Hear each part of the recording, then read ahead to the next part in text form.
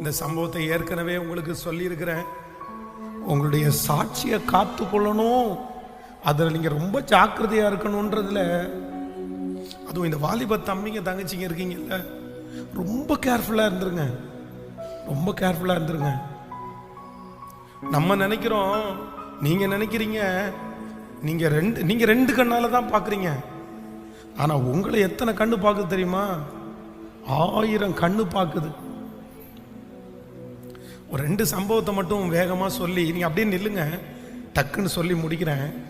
நான் பொதுவாக இந்த மாப்பிள்ளை பொண்ணு பார்க்குற அந்த மாதிரி விஷயம் மோஸ்ட்லி நான் எதுவுமே செய்ய மாட்டேன்.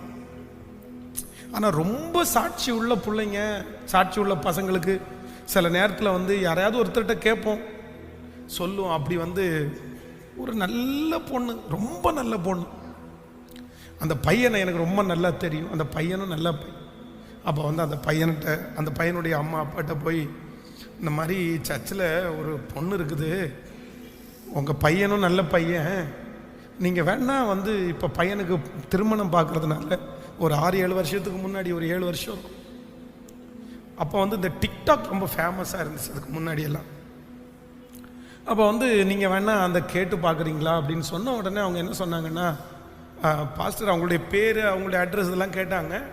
நான் எல்லாத்தையுமே சொல்லிட்டேன். சொன்ன உடனே அவங்க மடன்னு எல்லாத்தையுமே சர்ச் பண்ணி எல்லாம் பார்த்துட்டு பதில் எதுவுமே சொல்லலை.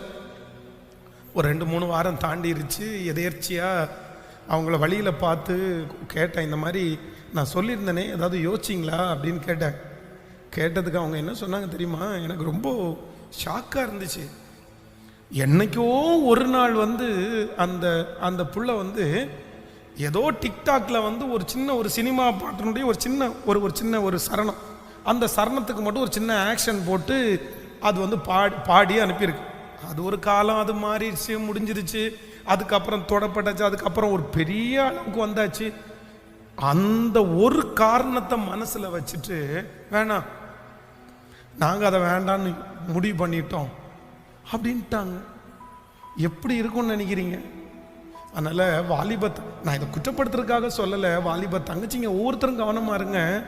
நீ ஒரு பையனோட பைக்கில் ஏறி இன்னைக்கு போவ, நீ தப்பா நான் உன்னை தப்பாக சொல்லவே இல்லை. அது உனக்கு அண்ணனாக இருக்கலாம், உனக்கு ரொம்ப நெருக்கமான டியர் ஃப்ரெண்டாக இருக்கலாம், இல்லைன்னா உன்னுடைய பக்கத்து வீட்டுக்காரங்க யாராக இருக்கலாம். நீ அவசரத்துக்காக போகலாம். ஆனால் இன்னைக்கு இருக்கிற உலகம் அந்த மாதிரி உலகம்.